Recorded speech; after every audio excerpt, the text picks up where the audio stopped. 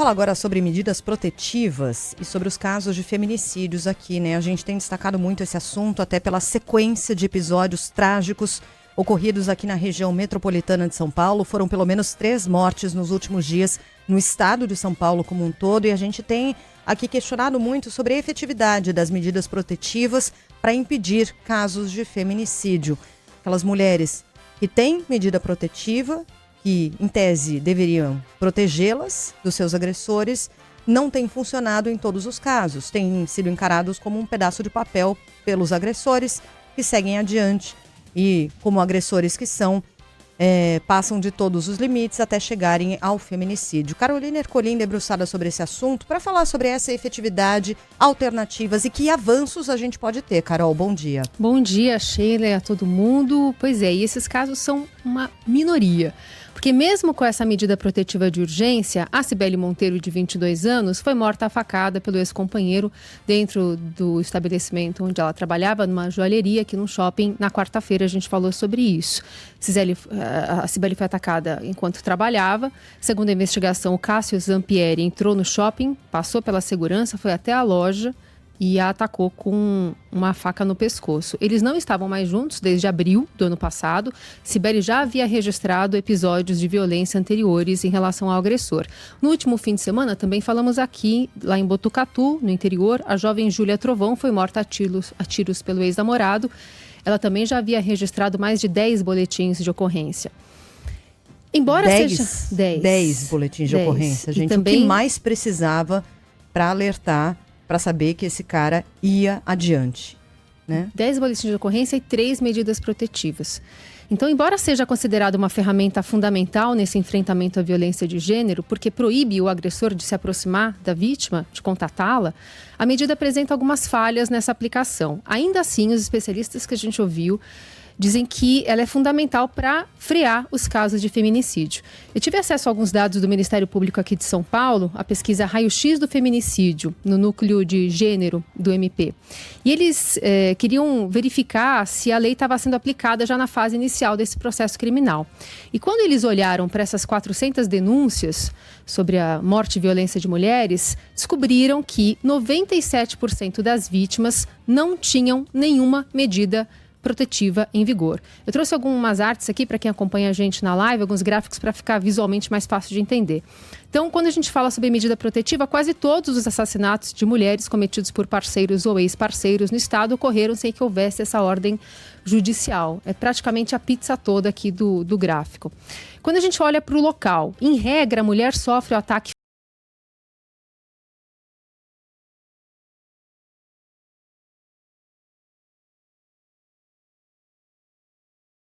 em 8% desses crimes praticados. Foi o caso da Cibele, né? Lá nesse gráfico, trabalho 5%, mas a grande pizza ali, 66% dessas vítimas acabam sendo atacadas em casa.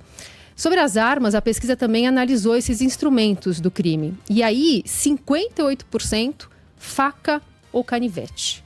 Depois, 11% instrumentos domésticos. E aí entram ferramentas, barras de ferro e coisas mais perigosas, e armas de fogo, uma minoria, 17%. Essa é em relação às armas. E por que essas vítimas morrem? Principalmente motivos ligados à posse, né? Separação, rompimento. Então também a gente traz uma arte que fala sobre ciúme, sentimento de posse e machismo, representando 30% desses casos, e separação ou rompimento recente, 45%, é a arte que a gente acompanha aqui. Eu falei com a especialista em direito das mulheres e diretora do Me Too Brasil, Luciana Terra, que classifica essa medida protetiva como um instrumento importante no combate à violência de gênero, mas ela vê falhas, inclusive no caso da Cibele. No caso da Cibele, podemos aventar, sim, a falta de fiscalização da medida protetiva em vigor. Por quê? Porque em São Paulo, Grande São Paulo, quando tem uma medida protetiva, até por questão já legislativa, obrigatoriamente ele deve estar com a tornozeleira eletrônica.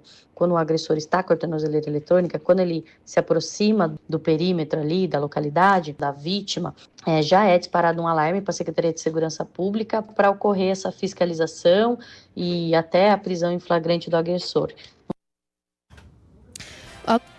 Elege a falta de estrutura da fiscalização como um passo fundamental para evitar novos casos de feminicídio, especialmente fora de grandes centros como a capital paulista. E as medidas protetivas são um instrumento importantíssimo de proteção para as mulheres, até considerando pesquisa raio-x do feminicídio do Ministério Público, em que as vítimas mortas e vítimas de feminicídio, 97% delas não tinham medida protetiva. Mas o que nós temos aqui é uma legislação muito bem consolidada, que é a Lei Maria da Penha, mas nós falhamos enquanto sistema, porque falta estrutura para aplicação da lei. Essa sequência de casos recentes da violência contra a mulher em São Paulo preocupa as autoridades. A gente tem aqui a fala do secretário de Segurança Pública, Oswaldo Nico, que afirmou que muitos casos poderiam ser evitados, mas precisa que a vítima registre um boletim de ocorrência para a polícia ficar sabendo também desses casos. E ele destacou que o Estado monitora agressores com tornozeleira eletrônica e atua preventivamente quando há uma aproximação das vítimas. Nós temos mais de 200 agressores com tornozeleira que nós monitoramos. No domingo aconteceu 17 acionamentos. Tem um botão de pânico. Por exemplo, uma mulher que liga através do aplicativo. Ela ligou, ela desliga o telefone. Nós ligamos para a mulher, aconteceu alguma coisa? No meio do caminho ela para de falar. Estamos seguindo pela geolocalização a pessoa. Fazer um BO, dizer o que está acontecendo, chamar a viatura rápido. Bom, eu procurei a Secretaria de Segurança Pública, que eu queria saber exatamente sobre esses números de tornozeleiras eletrônicas mencionadas pelo Dr. Nico. Atualmente, São Paulo conta com 1.250 tornozeleiras destinadas a casos de violência doméstica. 450 delas na capital, 189 apenas em uso. Né? É um número muito aquém do que poderia estar na rua protegendo mulher. Bom, em então, 2025... desculpa, Carol, 189 basicamente são esses 200 monitorados pelo Dr. Nico, né? 200 em monitoramento. E veja só, 17 foram acionados num fim de semana. 17. E aí vem uma outra questão super importante. Funcionamento de delegacias da mulher aos fins de semana e à noite. A maioria dos municípios não tem delegacias fazendo atendimento à noite e aos fins de semana, quando todos os números mostram que a maior parte dos casos de agressão a mulheres acontece aos fins de semana. Os números mostram isso. E elas não têm para onde correr, no sentido de que a delegacia da mulher é o espaço dedicado a esse atendimento, com profissionais preparados, em tese, para receber a mulher que está nessa condição, né? São poucos municípios, inclusive, que têm as delegacias da mulher, que dirá com funcionamento estendido. Né? É isso. Mas desculpa, Carol. Não, imagina, nesse dado até do Ministério Público tem um gráfico que eles colocam lá como cerca de 30% dos casos registrados só em 2 dias, né? Só fim de semana e o restante durante a semana. Mas se você pegar a parcela, esses 2 dias representam realmente um número muito alto em relação aos outros dias. E se a gente pega também, né? São 1.250 tornozeleiras, só 200 ali, cerca de 200 estão sendo usadas. E a gente tem a cada 33 horas, uma mulher morrendo no estado de São Paulo. Em nota também, a Secretaria diz que desde 2023 o estado passou a adotar o monitoramento eletrônico nesses casos e são 211 agressores que já foram autuados por descumprimento e 120 permanecem presos. A Secretaria também ressalta o uso de tornozeleira, que depende da solicitação de autorização do Poder Judiciário, geralmente durante as audiências de custódia. E tem outro recorte que não sei se dá tempo de a gente falar, que são das vítimas secundárias disso, geralmente crianças, órfãs, que depois que as mães morrem, vítimas, né, de feminicídio. O secretário falou que o governo estuda ampliar os mecanismos de proteção, revelou uma nova frente de atuação, que é esse amparo aos órfãos do feminicídio. Hoje, segundo ele, 1.090 crianças em São Paulo perderam a mãe assassinada e tem o pai preso. 1.090. A média de idade de 11 anos. Então, a proposta é criar uma política de apoio financeiro também, um acompanhamento social para garantir estudo e assistência a essas crianças. Então, a gente está falando aqui de muitas camadas de sofrimento que, no final das contas, tem uma família desestruturada e crianças que vão ficar ali à disposição de parentes ou às vezes desamparadas. Uhum. Reportagem bem completa da Carol, né? Trazendo números e trazendo rosto também, que é o que a gente tem feito aqui para essas histórias todas, para que a gente avance. Tivemos avanços na legislação no ano passado, na Lei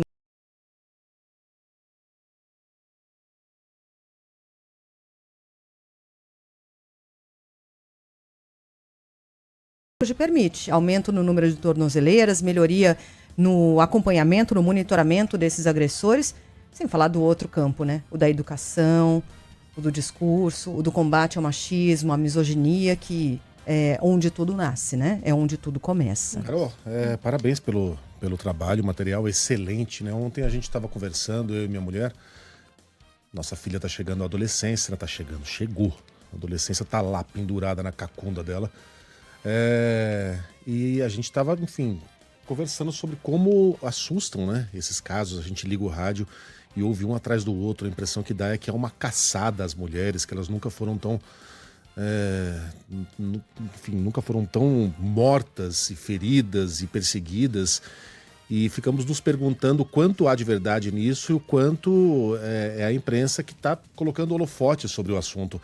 E, na verdade, são as duas coisas. A imprensa, de fato, é reativa, né? Ela é um espelho da sociedade, mas os casos têm se repetido também com mais frequência, né? A gente viu nas estatísticas recentes, na média dos últimos anos, a gente vê latrocínio baixando, roubos baixando, furtos baixando, sequestros e a violência contra a mulher dando um salto. Então a gente vive esse momento particular em que as duas coisas fazem com que esse assunto do feminicídio seja quase que onipresente no noticiário, e ainda bem que seja assim, né? A gente tem que insistir, bater muito nessa tecla, vencer aquela resistência do chamado machismo estrutural, né, de quem enxerga isso como um mimimi, como uma frescura. Felizmente são cada vez menos, né, embora sejam ainda muito estridentes, muito barulhentos. E nós, acredito, né, Sheila, temos essa missão aqui de levantar essa bandeira. Porque um dia, né, certamente quando as mulheres reivindicavam direito ao voto, alguém lá devia falar algo parecido com isso aí é mimimi. Exatamente, Megali. Isso aí é choro de... Enfim, todo avanço na sociedade passa por essa fase de grande resistência. E esse assunto também tem uma grande resistência na sociedade, por incrível que pareça, não consigo entender isso. Geralmente usam aquele argumento, né? Pô, você não tem mãe, você não tem irmã, ninguém precisa ter mãe viva ou irmã para sentir empatia, né? Por outra pessoa. Por outra pessoa. Ninguém deveria né, apelar para o fato de você ter nascido de uma mãe para entender que a gente vive um problema sério de violência contra a mulher. É por isso a sua voz é tão importante, Megali, porque nós mulheres, eu acho que a grande maioria está empenhada nisso, nessa causa, nessa questão, em chamar atenção para isso, mas não é um assunto que tem que ser levantado, dito e repetido somente por mulheres, somente pelas vítimas. Preciso expandir o diálogo, os pontos de diálogo. É preciso que isso venha de homens para criar reflexão. Infelizmente, muitas vezes é assim que acontece, né? Alguém que se identifique com o que você está dizendo. Abrir a cabeça, expandir de outra forma. É isso. E aí chegar na origem disso tudo, na raiz, que são os agressores. Né? Porque a gente está falando de agressores homens. Esses homens, eles têm que perceber. Eles têm que despertar para isso. E a educação passa por isso também, por vozes masculinas também. Entra naquele pacote, a nossa ouvinte que você falou ontem, que ela estava no ônibus, cara, indo pro trabalho, abre a porta, um sujeito vai lá, passa a mão no traseiro dela e desce como se nada. É como quem tá passando a mão lá na barriga de um Buda, sei lá, como quem tá segurando um corrimão. Ah, tá aqui essa bunda à disposição, deixa eu passar a mão nela. E aposto que chegou no trabalho, trata as pessoas muito bem. Talvez, às vezes é o cara gente fina, talvez seja um cara maneiro, engraçado. Eu vou pagar um café pra você, não é? Não é necessariamente um vilão de história em quadrinhos, cara. Talvez seja aquele seu vizinho maneiro. Que às vezes fala umas bobagens machistas. Pô, o cara trata a mulher dessa maneira. Tudo tá dentro do mesmo pacote. Tá. Tudo. O jogador do Bragantino, tá tudo dentro. Não, o jogador do Bragantino não é um agressor de mulheres, nem um feminicida. Mas é uma maneira de enxergar o mundo que dá uma certa chancela para que a mulher seja tratada como um sub-humano. Né? Alguém que está ali à mercê dos desejos do homem. Se o desejo do homem é não se conformar com o fim do relacionamento, ele vai lá e mata, né? Porque tá defendendo a própria honra, afinal de contas. Então tá tudo dentro de um pacote, cara. É um trabalho de formiguinha. Sim. Carol, Não, eu ia falar que é isso. As autoridades, quando falam sobre a legislação brasileira, falam que ela é muito boa. mas ela é pouco aplicada. Então, quando a gente tem esse raio-x de medida protetiva, ou a ponta da linha ali de colocar uma tornozeleira eletrônica, a gente está falando de instrumentos que estão à disposição, mas eles são já para casos consumados, né? A gente está falando aqui sobre conscientização, sobre reflexão. Tem algumas varas, por exemplo, a do Rio de Janeiro, de Nova Iguaçu, que faz a escola de homens.